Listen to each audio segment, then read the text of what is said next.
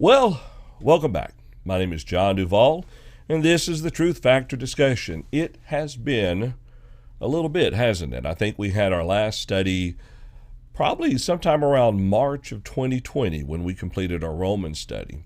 So you need to bear with us if you would. It's kind of like going out to your car that's been parked for a couple of years and getting in it and making sure everything functions properly. We might still have a few glitches. We've all live streamed since that year, but this particular setup, there's a few little oddities about it, so we might have a few glitches. I want to thank you for joining us for our study today. Now, there's a couple of things that I invite you to do, and we'll say this as we go through the study. If you're watching this via our Facebook channel, which is Truth Factor Live, we'd invite you to follow that page so you'll receive notifications when we do go live. If you're watching us on our YouTube channel, which is also Truth Factor Live, you can like the video if you like it and subscribe to the channel if you'd like to do that. That way you'll receive notifications that way. We do have different ways that you can participate in the study. Let's see if I can bring that up here real quick. You'll see it on the ticker down at the bottom of the screen there. But over to the right-hand side, there's our social media. You can also send a comment via Twitter if you'd like to do that. You just need to tag Truth Factor in it, and the system will search for those tweets, and we'll bring it up here before us as well. And we'll bring this up. And if you want to contact the men individually, they're their email addresses, questions at, Brendan at, Brian at, you kind of get the idea, at truthfactor.com. All right, so let's see. So here's what we wanted to talk about in our first study back. And as you may have seen in the various posts we sent out, we're going to be looking at 5 lessons learned from the pandemic. But before we get there, because that's the year that we kind of paused our study, let's see where everybody has been, how things have been going. And there are some things we'll talk about that we have experienced individually from that as part of the lesson process. But let's start with Paul, since you're already up there on the Zoom channel. What have you been up to, if you would, since then? Well, it's been an unusual experience with some of the modifications that we made, difficulties that we faced. I've had COVID myself twice. No major problems with that, but the congregation here lost I think it was 3 members, if I remember correctly, that died due to complications from COVID. And so it's been, that was very, very difficult for us. And I'm glad that we're coming through this, coming out of this, seeing improvements, and especially glad to be back here on the Truth Factor discussion at a new time, or same time, new day, that we can study together. I appreciate that, and that's a very good point. Someone may wonder, why are we on a different day and not the good old Wednesday time slot? Well, someone took our time slot, sort of. There was another study going on at the same time, and as we kind of stepped away, they've got their footing very well, and that's perfectly fine. So we thought it'd be better to have it on a different day. So, all right, appreciate that. Let's see. Yeah. We'll figure out who to blame. So let's see. Let's go to the next one. How about you, Brian? How have things been in your life since that year? Well, so in March 2022, I was working as the evangelist at the Sunset Church of Christ. I was also serving as one of the elders at the Sunset Church of Christ. A lot of changes happened to our congregation. As an indirect result of COVID, people started working from home, and a lot of our members work in the technology area. Portland's a very high cost of living area. So we saw about 40% of our members move back east to different locations where there was a cheaper cost of living, where there wasn't such a anti-religious feeling to a community. So we ended up dissolving the eldership, and we had to make some really tough decisions. And one of those decisions was having not able to support, well, we hadn't been able to support the evangelist. We weren't able to really even afford the location we were renting. We made the determination to merge and start a new work with another congregation. So I'm now the evangelist at the Cornelius Church of Christ. Cornelius is a small community that's about halfway between where the Sunset congregation was and the other congregation we merged with, the Forest Grove congregation, met. So that's a new work that we're really excited about. So good things in the end coming out of that, but a lot of change. Change doesn't always feel good. So I think a lot of people would say it didn't feel good at the time. But ultimately, we're able to do God's work, and I think we're able to do it more effectively. So I think we're really, really pretty pleased with it. Well, good. Now you're like Tom. You're over out there on the West Coast, and did you find kind of the lockdowns to be a little bit more tedious? It's interesting because just south of us, California, without waxing political, California had some pretty tight lockdown laws.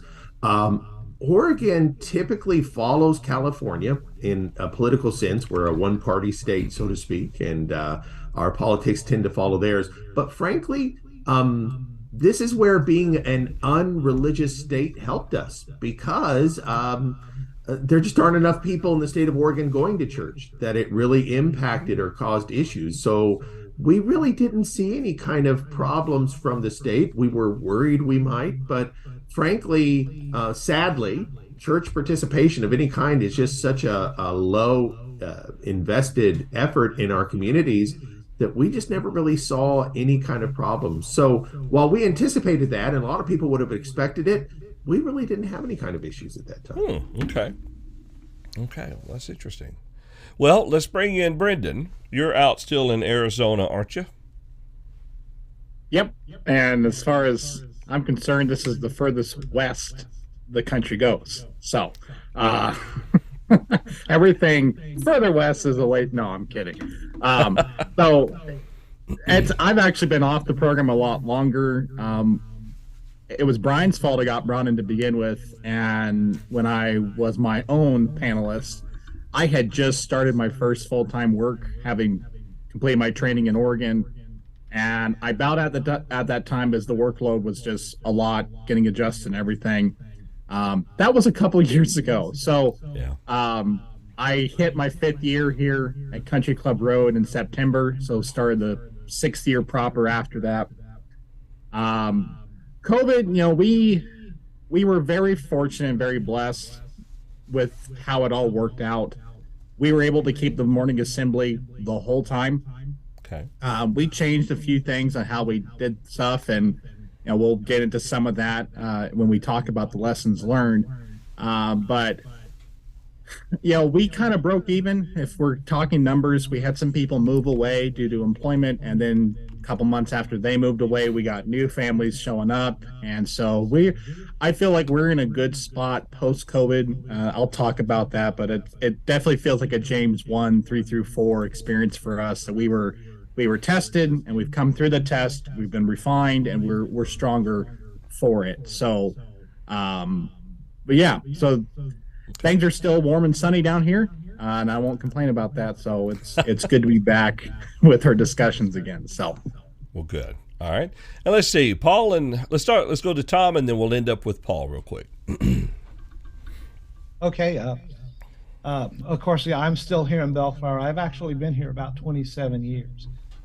And you may recall that just prior, well, I don't know if I said anything, but just prior to COVID, I was actually appointed as one of the elders of the congregation. We are a small congregation, a very small congregation in a lot of ways, but we're fortunate to have elders. We lost 2 members due to COVID, but we've learned to adapt a lot, and based on what Brendan just said, John, it looks like you have an international panel right now. So but the bottom line is, we had to adapt to a lot of things. We are one of the congregations that kind of took the position that, to the best of our ability, we tried to comply with the local laws, and as a result of that, we were slow. We were slow in getting things back. We actually met in our parking lot for probably 6 or 7 months, and then we slowly went into one morning service at the building, and then finally we went to the evening. And all during this time, I learned to record my lessons, and so we now have a YouTube channel, Facebook channel, and I'm still recording lessons and so on. We actually didn't get back to in-person classes until this past Sunday. We have been doing it virtually, and of course we have a diverse membership from the standpoint of COVID. And when I get to my point, that's one of the observations that I'm making about that. We have people on both spectrums, as to all the elements associated with COVID and stuff like that. And we're still dealing with that. And I could say a whole lot more about different things that have changed, but we've come through it. We're doing okay. Yeah. I wish I could say more than that. I think there's challenges. Yeah. But that's it. I think people out in California really suffered more. Christians did, as far as in the lockdown and the mandates and everything. But that's for another discussion. And bear in mind, we are in Los Angeles County. Yeah. So we got hit double barrel. We got hit from state as well as county. When other counties were letting up, ours wasn't. Yeah. All right, and Tom, Paul? You want to bring us up to date? Oh, you went first. Did we do everybody? Okay, superb. John, how'd things go with you? I don't think you said anything. So. Yeah, we haven't heard from you. Oh, it's pretty much the same. We're one of the congregations that we shut down for 5 weeks, and then we brought back Sunday morning worship, and everything was online. Of course, before that, but then we did our Bible classes and stuff, and then brought Sunday night back in, and then finally got our in-person Bible classes back. But one of the things we'll talk about later has to do with the effects of not having in-person worship and how that can affect congregations and stuff. And we've been very blessed here. On a very personal note, my 8th grandchild was born back in December, so I'm like Brendan. I'm holding my youthful age very well. So you can't tell that. So anyway. All right, let's go ahead and let's see. All right, let's go ahead and get in. Oh, go ahead, Tom. Grandchildren? What are grandchildren? All right. They just when you think you're done spending money on your own kids, they come along and say, "Here, we've got children we want you to spend money on also." So, yeah. Of course, you do it with a smile then because you love spending money on grandkids because you're trying to get into heaven. But when your own kids, kind of gripe a little bit about it. That's from an old skit years ago. All right. So, again, if you have any thoughts or comments, we'd love to hear from you. On our Facebook feed, on the live stream there's a comment area. You can drop your questions and comments there. On our YouTube channel, there's also a comment area there. Participate that way. You can send any questions or comments you have via Twitter if you would like. Just be sure to put @truthfactor, and that'll come up in our feed. So let's go ahead. The first one we're going to turn, I'm going to go ahead and introduce. One of the first lessons that, and there's a lot of things we could really talk about, so it's kind of difficult whittling it down. I didn't want to make this a study of where we gripe and complain about the whole process. There's a lot, of course, we could say about that. But I think one of the big lessons that struck me when we first started the pandemic was we need to remember to always trust the Lord. Okay, that was a big thing from the get-go.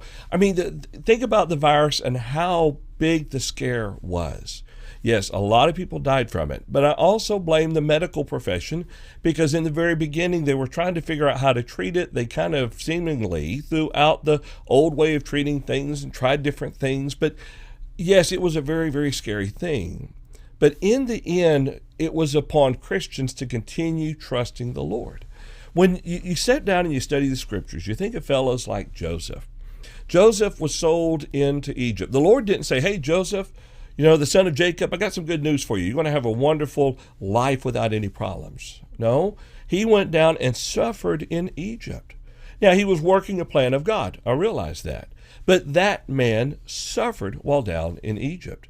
When you look at what Jeremiah went through as a prophet of God, when you look at what Daniel went through when he was in the land of Babylon, when you look at even coming into the New Testament time period, we don't find the Lord promising his followers that life is going to be a rose garden, that there are not going to be any problems or any sufferings.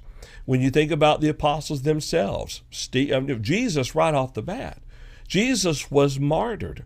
He was put to death for our salvation. That's a very violent beginning if you look at it from a very physical standpoint, the way that he died. And so for us to think that if God is with us, then our life is going to be just peaceful in paradise here on this earth, that's a misunderstanding. And so what happens oftentimes when things begin to get difficult, the question is kind of, well, where's God in this? Why is God letting me go through all this? And so people want to start blaming God. But here's the thing. You think about the death of Stephen, the death of James, the punishment, persecution that the Apostle Paul went through, and by tradition, Peter and all the apostles except for John died, were martyrs for the cause of Christ. You think of everything they went through, and even Peter's own words about if Jesus suffered, then we must suffer also. We have to ask ourselves, then what is God doing in all this? If he's letting me suffer, he let me get COVID. He let my loved one die because of COVID. What is God taking care of? Well, here's where we have to recognize that the most important thing to God, in my opinion, as I study the scriptures, the most important thing to God is not our physical well-being. It is our spiritual well-being. Jesus didn't die for our physical well-being. He died for our spiritual well-being. Romans chapter 8 is a very beautiful passage, and it culminates there when it says that nothing can separate us from the love of Christ. Nothing can separate us from God. So when you bring all that into our perspective, when we go through difficulties, we need to trust God. I think that's the benefit of prayer. Prayer isn't so much where we say, God, make me better. God, why didn't you make me better? God, please don't let me lose my job. And I lost my job anyway.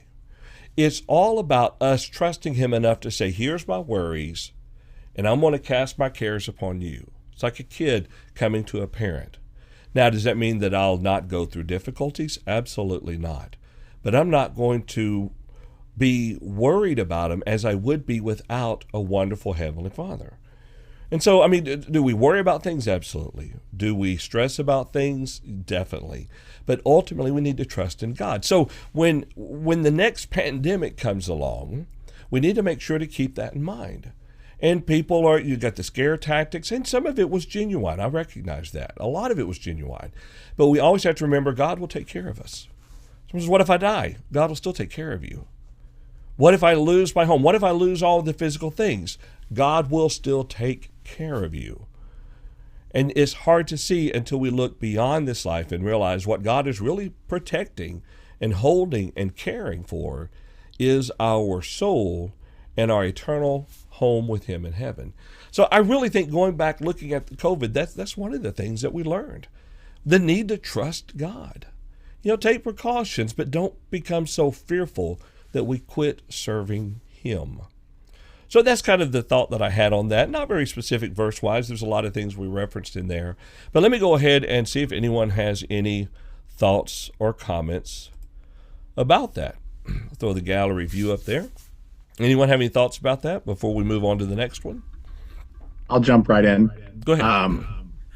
So maybe it's just because we're starting to study Hebrews here, and the Hebrew Christians were facing a dangerous situation. I think it's more than just going back to the old law. It's more of renouncing Christ and all that he offers and all he is. And the Hebrew writer's solution to that crisis point was, we need to deepen your faith. We need to help you grow in your faith, because a mature faith endures trials and persecutions and calamities. And I think there's a lesson for preachers, at least for me, that is, I think of what Paul said to Timothy in 1 Timothy 1, verse 5, that the goal of our instruction is love from a pure heart and a good conscience and unhypocritical faith. That maybe not that we shouldn't rebuke error in the pulpit, but maybe we focus a little bit more on teaching that deepens faith, seeks to build our audience up to maturity, so that when events like this happens, we're not having to do triage as much and kind of be reactionary to preaching lessons that fit the moment of, it needs to be timely, but do the preventative preaching that seeks to mature a person so that when we get to these situations, we're not having to go back and relay a foundation like the Hebrew writer did in chapter 6. It became, it became very clear. Elders and I talked about, we preached through Philippians like a month in to COVID, because it became apparent that, like, okay, we need some faith building stuff. We need to focus on the joy that God gives in the midst of these types of trials that we're going through. So that was my thought on that, to kind of complement that. So, well, and I think Hebrews 12, the Lord chastens those whom he loves. The challenges we go through are those steps whereby we are chastened by the Lord. We are made stronger. Yeah. All right. Any other thoughts on that? All right. So let's see. Sorry about that for you watching the live stream. I was delayed in throwing the gallery view up to you. But let's see. The next one in our list of lessons learned. Paul, if you would, tackle this one and introduce it, if you would. Well, as we were beginning our study this morning, the thought was that maybe it would be beneficial for us to talk about the importance of being in person for worship. We all probably realize there are times, depending on where we live, that maybe weather is prohibitive, or maybe for a period of time. I know that we had a situation where we had an outbreak of COVID locally here, where we all of a sudden had a service, and right after that, we had a large percentage of the congregation get sick. And so one of the things that we observed here is the importance of being together, actually physically together. We did stop meeting in person for a while, and looking back, I could play the hindsight game, but I'll try not to do that. But in thinking about that, seeing the importance of being together, the congregation here really missed that. We missed being together. We missed sharing together in that. The first time we just came back and we did the parking lot situation, everyone was just so excited to see one another. And then our first service back in person in the building, sitting in the pews together, was just, it was dramatic, seeing how much we had missed one another. I think about when Paul talks about the Lord's Supper, and he says, when you come together as a church, there in 1 Corinthians chapter 11, I had that pulled up a moment ago, that when you come together as a church, I hear there are divisions among you. And in part, I believe it. That there was something very special about when they came together and they were all together in one place, in engaging in these activities. In fact, he says, therefore, when you come together in one place. And so as we think about that, I just think that we observed that we really missed that. And there was a study that was done. I don't know if it's one of those Pew Research or which it was, but it said that they anticipated that most congregations would decrease in size. Now, this is including denominations and everyone else, would decrease in size by probably 40 or 50%. We didn't see that. We have seen some decreases, some struggles, some folks who got very comfortable in their pajamas, watching services online. But for the most part, we all just really missed that. And we see the value of the Lord's plan and being together in one place, not seeing each other on a screen, together in one place. And I just think that that's a lesson that I've learned through this, is how important it is to see one another, even for physical contact. So people were afraid to shake hands. People were afraid to hug. And I just said, well, you can hug me and you can shake my hand and, whatever. But I wouldn't make someone else uncomfortable by forcing that upon them. But just that personal aspect of being together is just really an important part of the local congregation in worship, in Bible study, in other environments, just having the opportunity to be together. And I'm just so thankful that we have come out of this. And recently, a bunch of us got together on an individual basis for like a New Year's Eve thing, and we look forward to more things like that where we can be together in person. I realize that's an individual activity, not a church-sponsored activity, but you understand what I mean.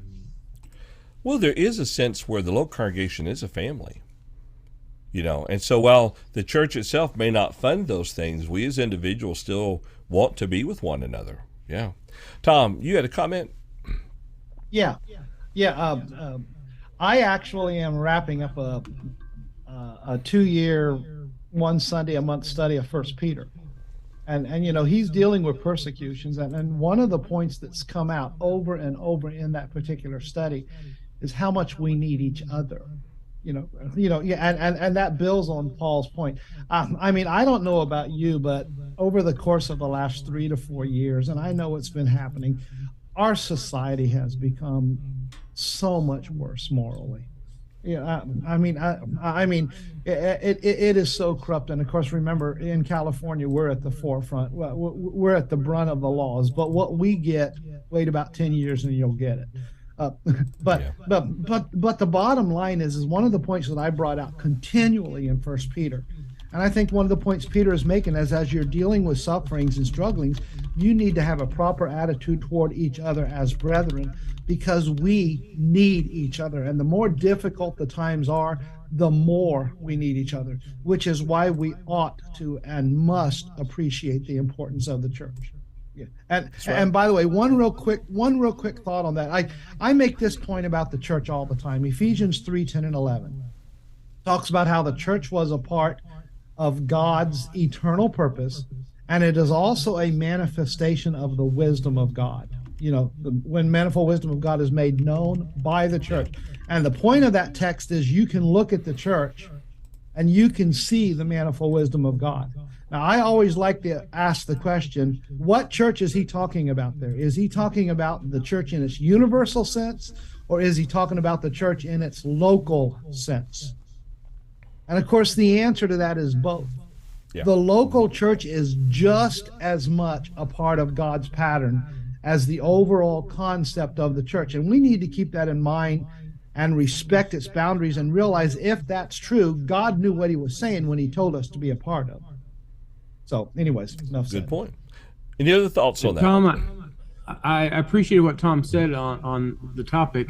And as I think about that, it's just, I know that folks say, well, we could be together electronically. We could be together in some kind of study. And I would not argue the same. And say, yes, it is not the same. It is not okay for that to be a long-term plan. I don't believe it's okay if I were to decide to move out somewhere where there was no local congregation and say, well, that's okay, I'll just engage online. I don't think that's what God's plan is. I don't think that's right.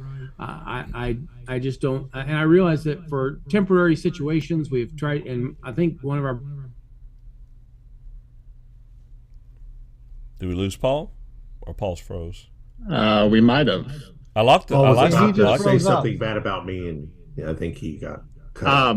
Well, while we're waiting for Paul, I'll just throw my comment on Paul's discussion here is amen to everything he said, and I'm just going to continue his point, not the point I was going to make, but I'm going to continue because I think I know where he's going.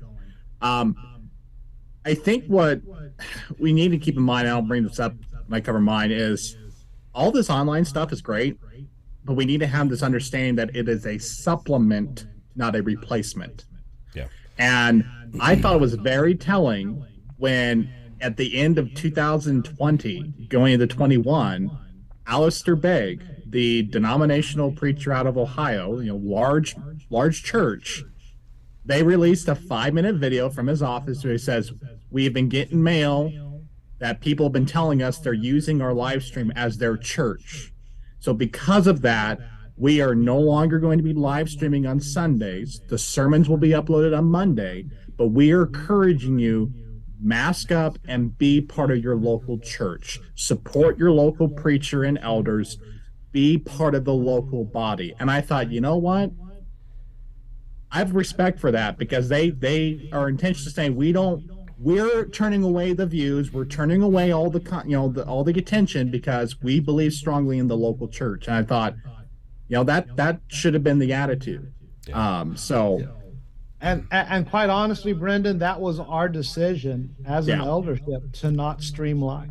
yeah, I mean, to this day, I still don't really know how to do a whole lot. I would love to, especially gospel meetings, but I was not interested.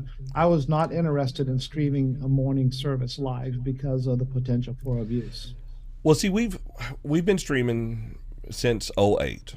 Yeah, you did it before the pandemic. Yeah, So. and the one thing and before I ever served as an elder, as a preacher, I would reiterate this, and the elders would reiterate it to the members.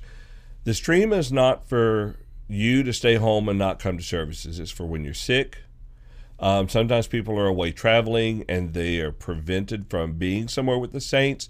It's strictly a means of edification, not a substitute for worship. And I kind of cringe sometimes if I hear someone say, we hope you can join us for worship even online, because my thoughts are that's not, Now, during the pandemic, we did, for the time period, we would have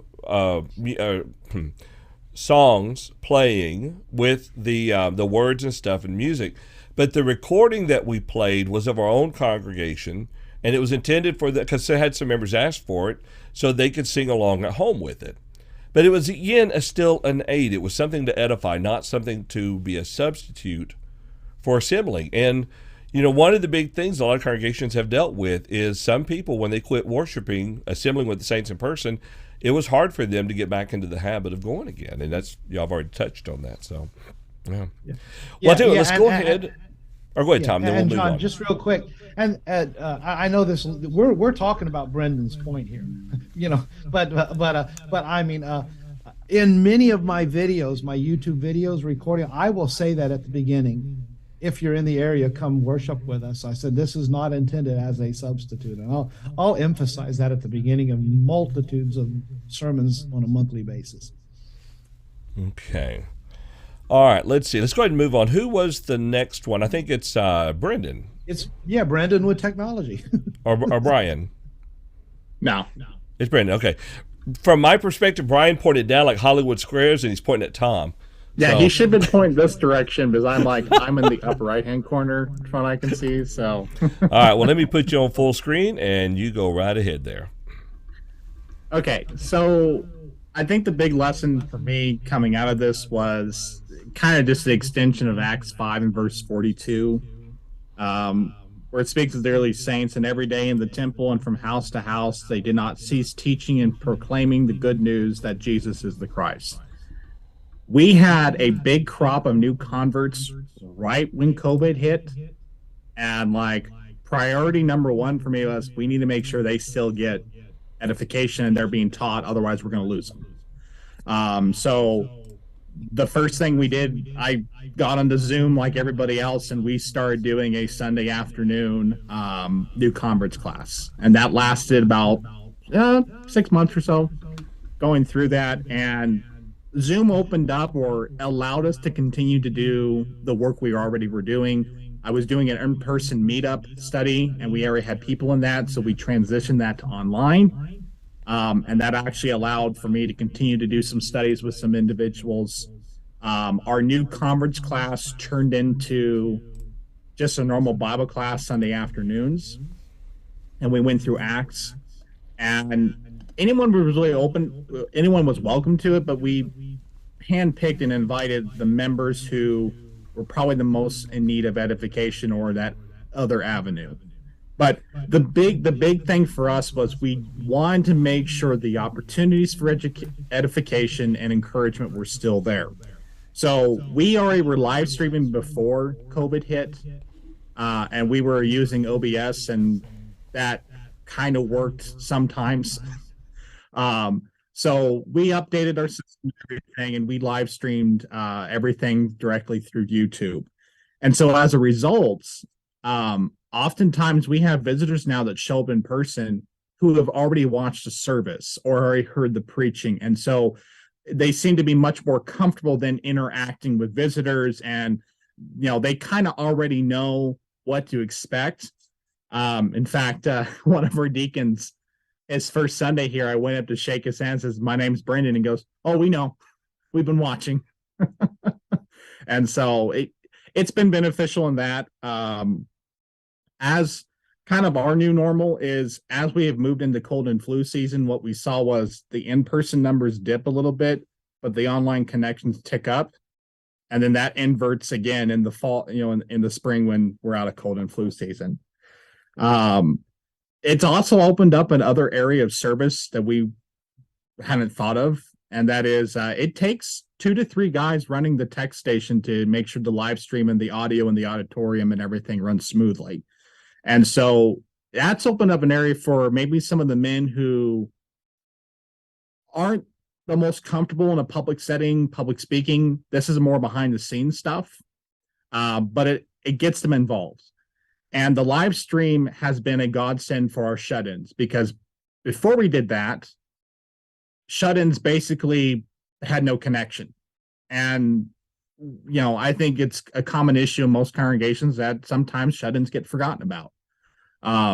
This way, they have some means of connection, and they know it's not the same as going in person. Every time I do visitation, that's what I hear from them. It's like, I want to be there. But for one reason or another, they just can't because of health. And so, we were live streaming everything. We're just down to the services now and Bible class. Well, yeah, just the services, I think it is. And we've changed how we do some things on that. And then YouTube, we greatly expanded what we upload to YouTube now. And Sunday evenings during the pandemic, we did a pre-recorded study. It was on the Psalms, and then we did Matthew. And we've had some pleasant surprises because of that. I got an email a year ago from one of the Methodist churches in town. Their youth group was using our Matthew videos for their youth devotional. And I went, great.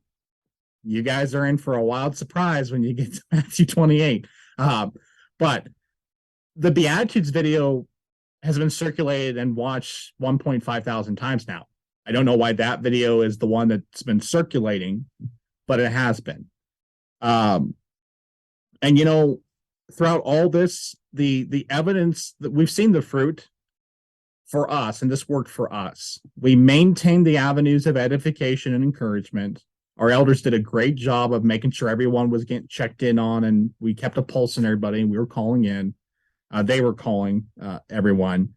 And so when we went back to all in-person services, we always had the Sunday morning worship. People were ready. People were definitely ready.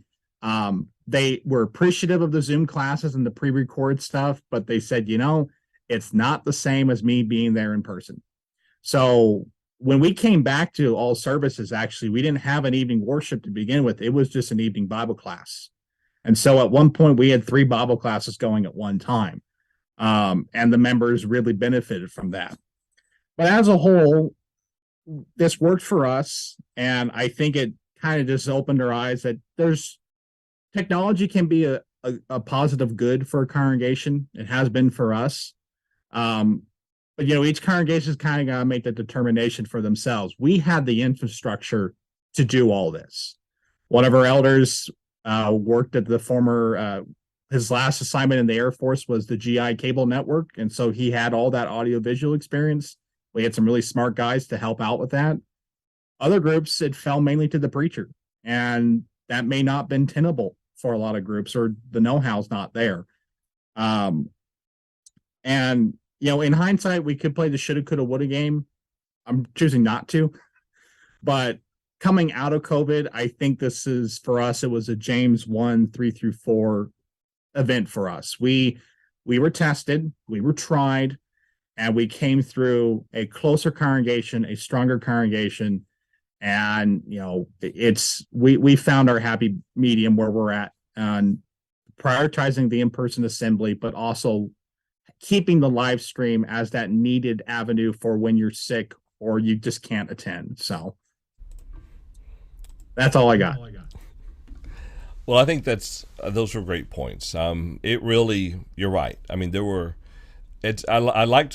used to joke back then that the pandemic turned nearly every preacher into a TV evangelist. Just about. So, all right. And I think we all had similar experiences. So, like Tom's already talked some about what they went through. And Brian, you were able to do some of the pre-record. Y'all did an FM broadcast, didn't you? Yeah, only about 2 weeks. It was a terrible experiment. So we were too close to a major road. Not a lot of FM stations available around here. So we did that 2 weeks, and then we said, let's just move inside, and whatever the consequences are, we'll accept them. Yeah. I wish I could say that everything we did was proven to be effective in hindsight. Mm-hmm. But the data's just not there. Yeah. It's kind of like someone said, run a flagpole and see who salutes it. It's kind of like that was going on, and never mind. So, any other thoughts before we move on to I guess Tom, you'll be the next one. Any other thoughts on this one? No, Brian was next in the list. But. Brian was. Sorry, I don't have my list up. I keep flubbing up. But Brandy, go ahead real quick, and we'll throw it to Brian. Real quick, I just wanted to bring in the one comment we have on Facebook, and we appreciate Jared Dart watching, and we're glad to have him back. So let me see if I can bring that we're one glad to up be here back so he can. So there we go. There's Jared State. Boy, it's a nice picture of him too. Jared has grown a good bit since last time we were in our study. Yeah, he got a truck, and he's got a solid job, and he's doing good. He even came out here for a couple of weeks, and Jared's doing really good. All right, so let's see. All right, Brian, let's throw this back to you now. Well, some good things have been said today, and I don't want to go on with what I had to say. First of all, I thought that the fear conversation was fantastic. And I think that was the big thing a lot of us dealt with. John, that might have been the biggest thing that we needed to think about was what are we afraid of? Persecution, getting sick, all these things that people were suddenly terrified about. And that was a big lesson to me to think about. What Paul said about getting together, that was huge. And by the way, that's an ongoing, just how big a deal it is kind of lesson that we get away with. What Brendan talked about when he was talking about technology, that changed a lot of things for us. I mean, the way that we interacted or chose not to interact is all great. I don't have too much of substance to bring into those kinds of statements. So let me just kind of maybe take a little bit of a different path here. When I wrote down what I wanted to talk about, I wanted to talk about the idea that one of the things we learned, so you don't make decisions that you're not prepared to have to see long term. And not a big lesson here, but let's just say I know that every one of us, whenever back in March 2020, when we start talking about lockdown and stuff, and remember what everybody's saying, 2 weeks, we flattened the curve, right? And we believed it, which is kind of funny that we all the time say, hey, don't trust the world, don't believe everything you hear. And we believed it. And, what do we do? Well, one of the things we sat down and one thing that I would share is that we sat down and asked questions like, well, do we have an authority to close to close an assembly? Not to not come to an assembly, but to close it down. That's a tough question. That's actually a more serious question. A lot of times, we can consider, does a congregation have an authority to terminate an assembly? We talked about things like, what is the intended purpose of the assembly? We had some really great studies about these things. And one of the things where I think we were successful that I would share is that we said any decision we make could potentially be something that we're not talking about 2 weeks, but maybe a whole month of it, which of course it turned into a year. And we realized, when it comes to decisions that have matters of authority involved, it really isn't about the time frame. What you need to make decisions about is to think about the idea of a decision that could be for the rest of the existence of your congregation. So things like, and I want to be careful how I word this, and I've got a second point to follow up with this, but we would look at it and we'd say, can a congregation worship online? Well, we would say not, somebody might say, well, on one Sunday, but if we see the authority to do it one Sunday, we're saying we can do it from now on. And so we knew that that's a bad idea. So a lot of our thinking, we came to decisions based on, what if we have to do this for more than 2 weeks? What if this is a month? What if this is 2 months? And so we tried to coach our thought processes and our decision making in terms of, what if this is just how it's going to be from now on? And we don't know. And so we tried not to make any decisions that we would regret, or that if they went on more than a month or two, we would say, hey, we can't keep doing it this way. And that was a really beneficial thought process that we took on. We prioritized. We said, we've got 3 big things we're concerned about. Number 1, the worship and the assembly of the church. Number 2, Romans 13 and obeying the law of the land. And number 3, the safety of the members. And those aren't equal propositions, we decided. We decided we had to prioritize them. And, of course, the scriptures tell us, give to God the things that are God first. So he would get worship, even if that meant in some way violating the law of the land, even if that meant putting members in danger, which was a tough decision, to have to make. And sometimes that is an important decision that churches have to come up with. But let me make my second point, and maybe that's a more valuable point in some ways.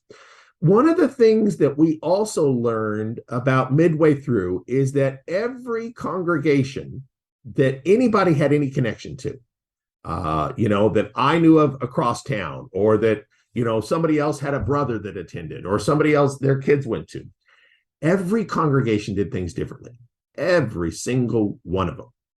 And there were decisions that were made that we kind of say, oh, that doesn't sound very good, or, oh, that's definitely not a good way to go. They did what?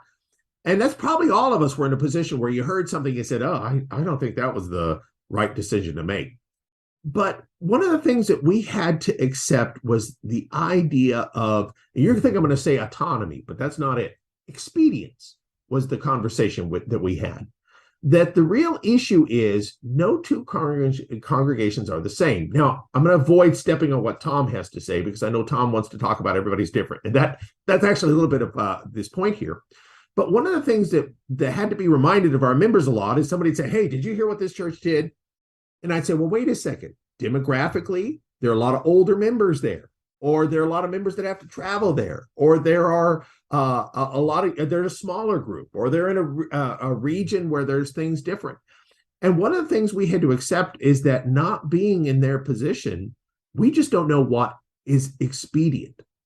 I think a lot of times brethren aren't familiar with the term expedience, or they don't really appreciate how expedience works into the work of the church. And yet, Brendan's discussion on when to live stream, or the comments that were made about whether or not a church should live stream, those are questions of expedience. Does it benefit? It's not wrong to have, a video of things that you're doing in the church, but is it more beneficial or harmful? Does it create or foster a sense of learning, or does it potentially foster a sense of, I don't want to go to the assembly? And the answer is, it depends. And that's expedience. What is expedient for one group might not be expedient for another. So one of the things that we began harping soon as we start hearing chattering, saying, hey, you know what this church is doing, you know what these people are doing. And of course, some of that was, hey, we're not doing that, maybe we should, is that no 2 congregations are the same. And that we make, once we understand the authority of a decision, expedience is a big part of that. What is expedient for us to make decisions about things like, do we stream? Do we, how do we assemble together? What does our assembly look like? And it really was never appropriate for us to sit down and say, hey, that other group didn't follow our pattern, therefore they're really not quite, I'll use the word sound. You can say a lot of different things. They're just not doing things right, whatever you want to say. And we had no place to make statements like that. And looking back, we still don't have a decision to make. And yeah, some congregations have suffered for what I believe are bad decisions. But in the end, there's a big difference between an authorized or unauthorized choice and an expedient or inexpedient choice.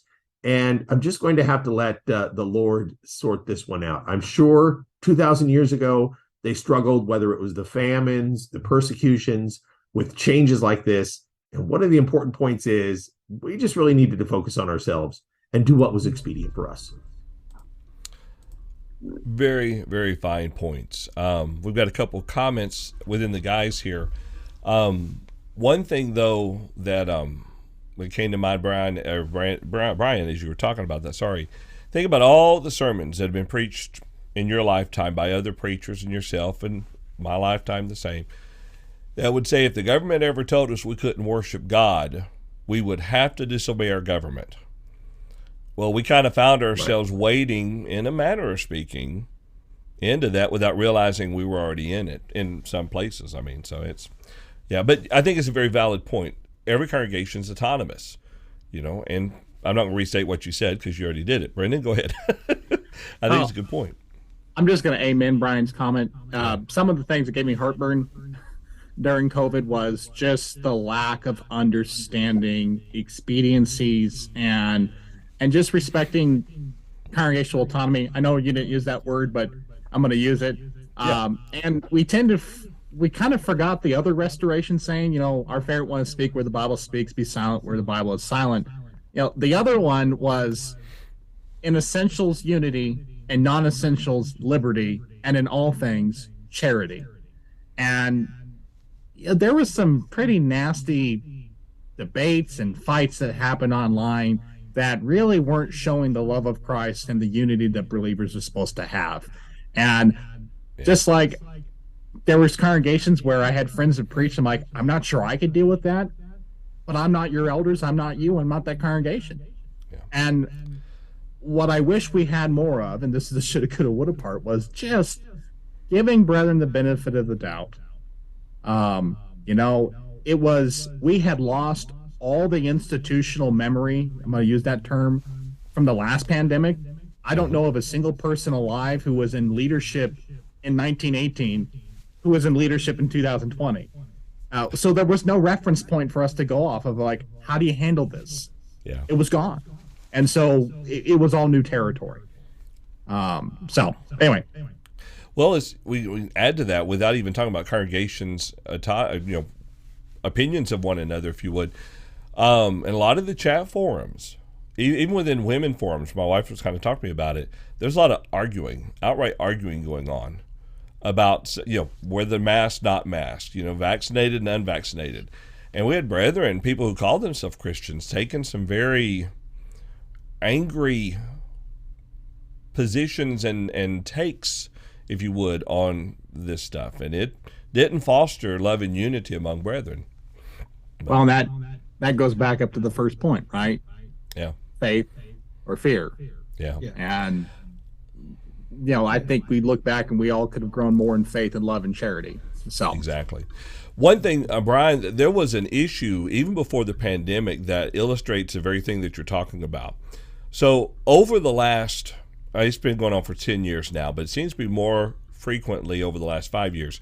A lot of congregations are dropping their Sunday evening services. Okay. Now, I've always maintained that that's up to them. It's an expediency. It's a matter of judgment.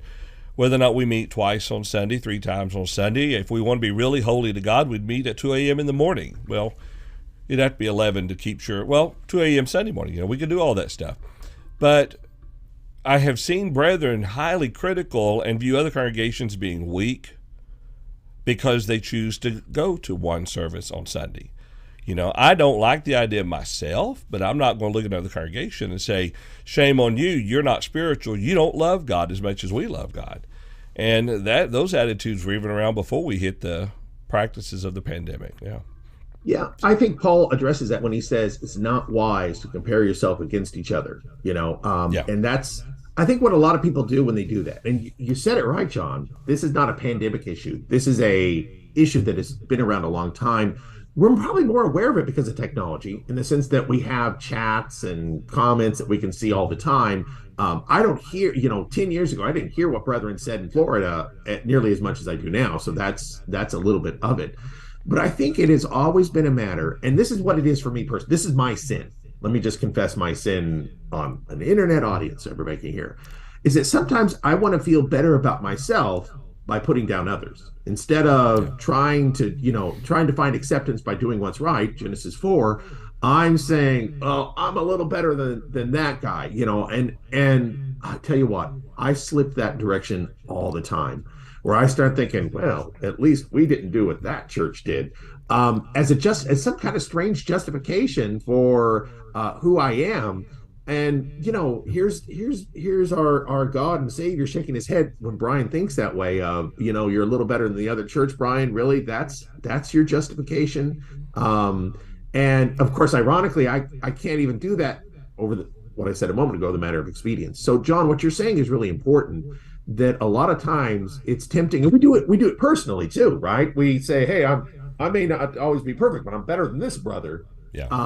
And that here's Paul, and that's probably what Paul meant originally in his statement, because the Corinthians certainly had a lot of that kind of thing going on. Hey, we're disciples of Paul, we're better than the disciples of Peter, and that was his frustration there. So it's really tempting to try to measure my congregation's success off of other congregations, and how unwise and unprofitable and vain that kind of thinking is.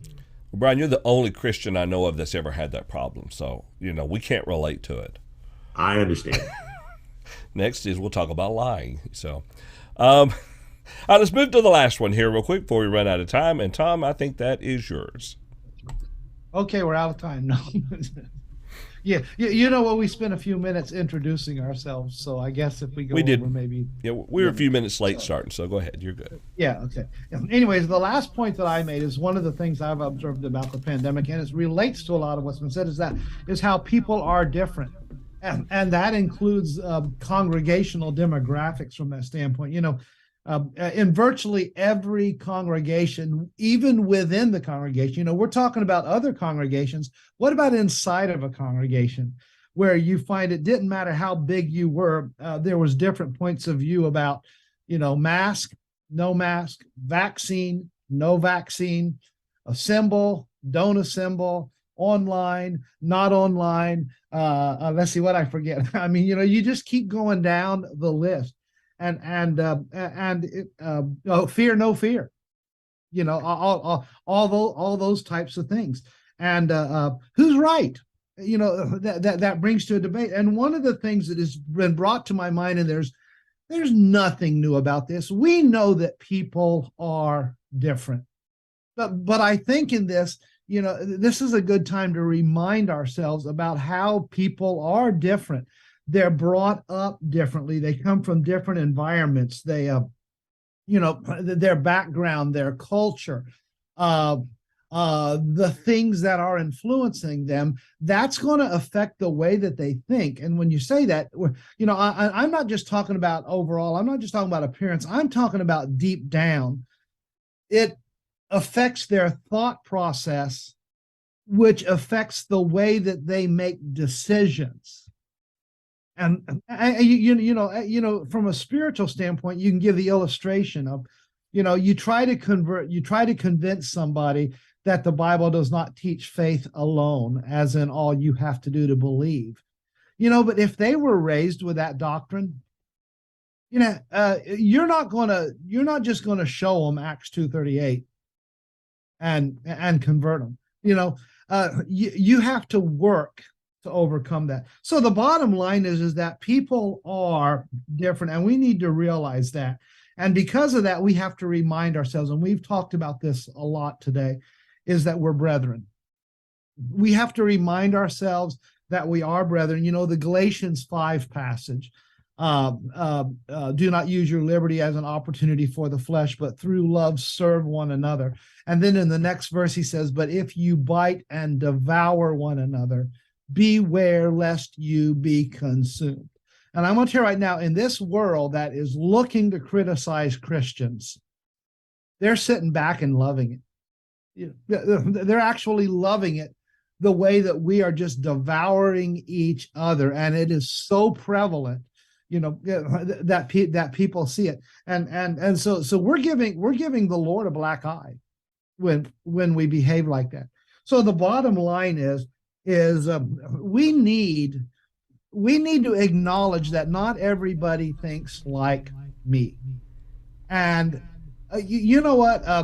I think that Romans 14 in the Brotherhood is a passage that has been abused by a lot of people.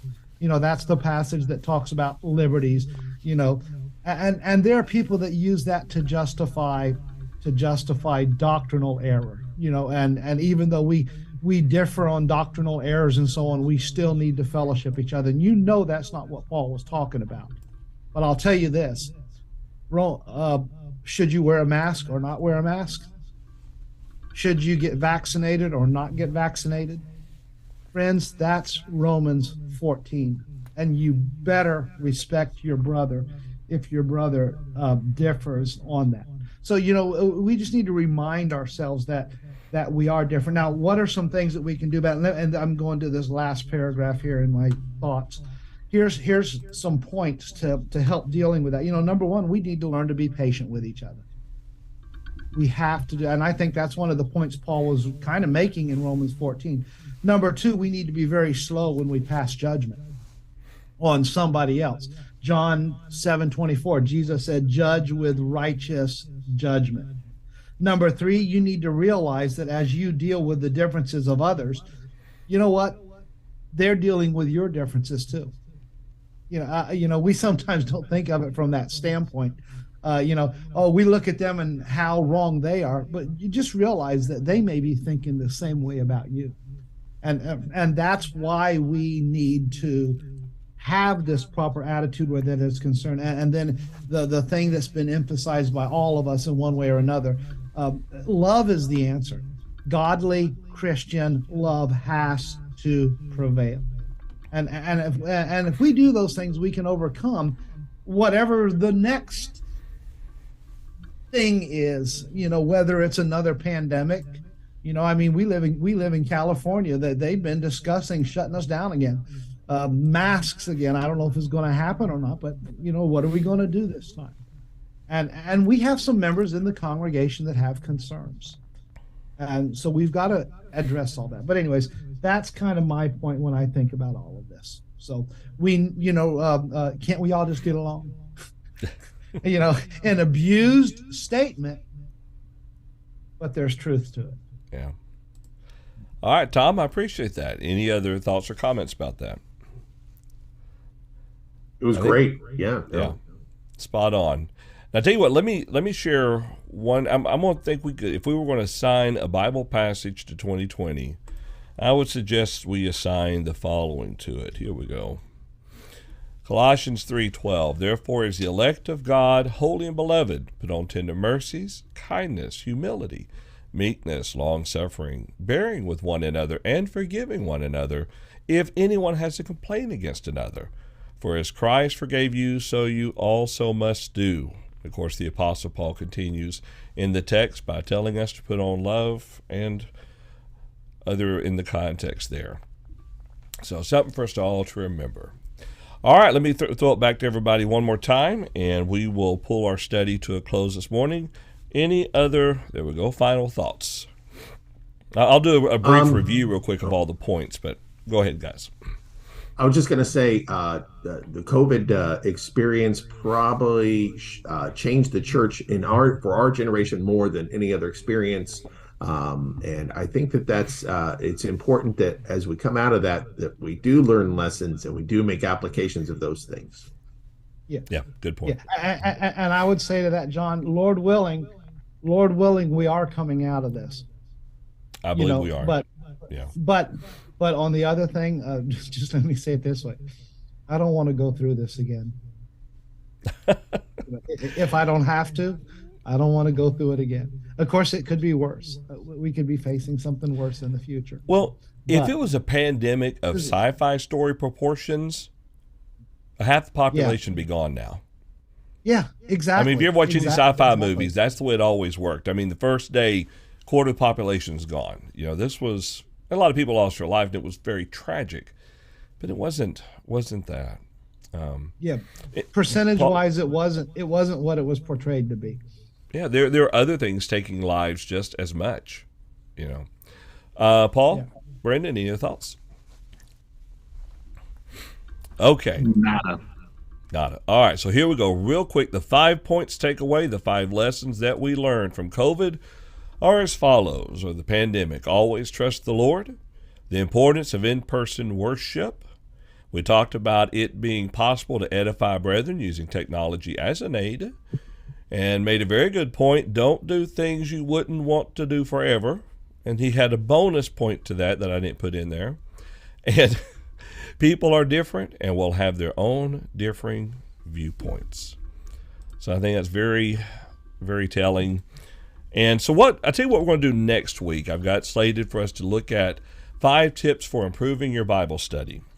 Now, this is not going to be a forever trend regarding how we do our lessons, but for the month of January, we're going to each share 5 tips, 5 lessons, 5 warnings. We have different subjects we'll consider. And then in February, we'll pick up our study of Ecclesiastes. We'll start there in February. And then we'll try to throw some topical studies in between our book studies. We might even try doing the fourth, the last Thursday a month, as being a Q&A session. Just depends on how much that we have coming in and everything. But I'd really like to thank you for joining us for our study today. If you'd like to contact us, there you'll see it on the screen. You can follow us on our social media. You can also email us individually, just our first name at truthfactor.com. You can also send questions to us at that address as well. All right, let me quit hogging the spotlight. I'll bring everybody back. And gentlemen, thank you so much for joining me as we started the Truth Factor back. And Lord willing, if everything goes according to plan, we will continue the study next week. And as I said, we'll be looking at 5 tips for improving your personal Bible study. Appreciate it, everyone. Y'all have a great day, and we'll see you next week.